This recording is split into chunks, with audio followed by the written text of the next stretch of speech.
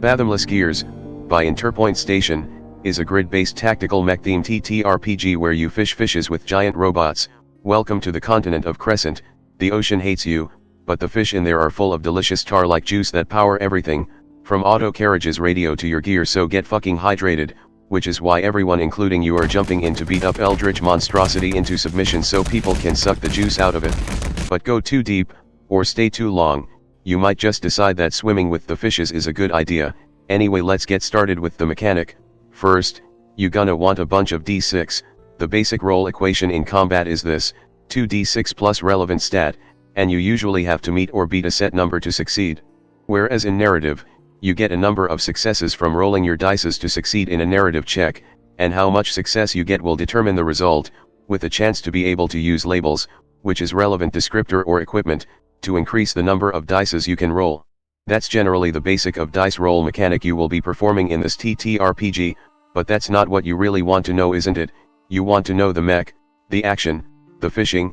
Alright, currently in the game there's 12 different gears, each being good at different things, like better at melee, shooting, taking hits, not taking hits, can reel fish in, how much you can carry before you sink unintentionally, and most importantly, this is the beauty of Fathomless Gear.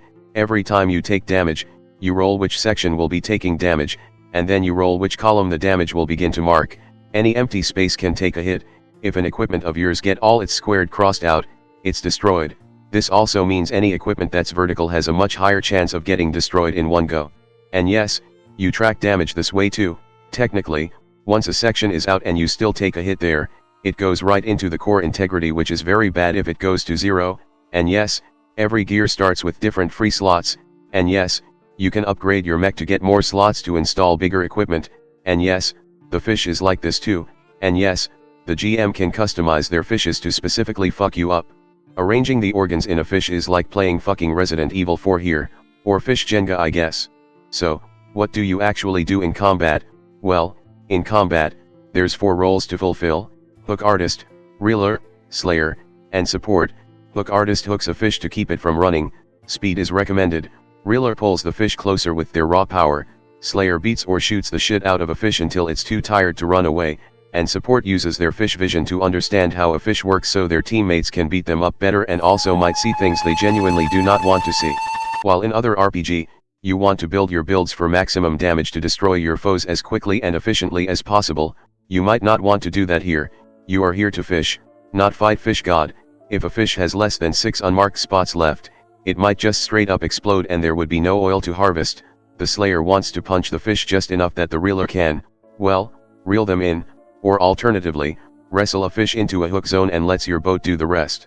What's left to talk about? Oh right, so when your core integrity reaches 0, you have to roll to see what injury you take, or you might just straight up die, and you would still be lucky in this case, because some fishes, they can deal psychic mental damage to you. You have Uno! And for that, you have marbles.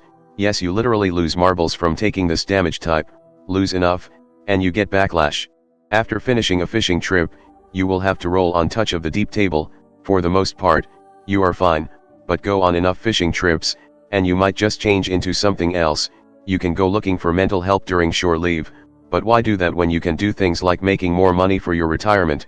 You also have to actually sell the fishes you have, hunt and roll narrative check to see how much you get from it, and sometimes, the locals just fucking hate you. The money is not for upgrading your mech, thankfully. You are free to experiment with your builds as you level up from each fishing trips. The money is for your retirement instead, as after the 10th fishing trip, the campaign ends as your body and your mind can't handle it anymore. Any remaining backlash you got can be removed by money to represent how comfortable your retirement is. Which is important, because you have to roll one final touch of the deep, and you might just fail at the finishing line.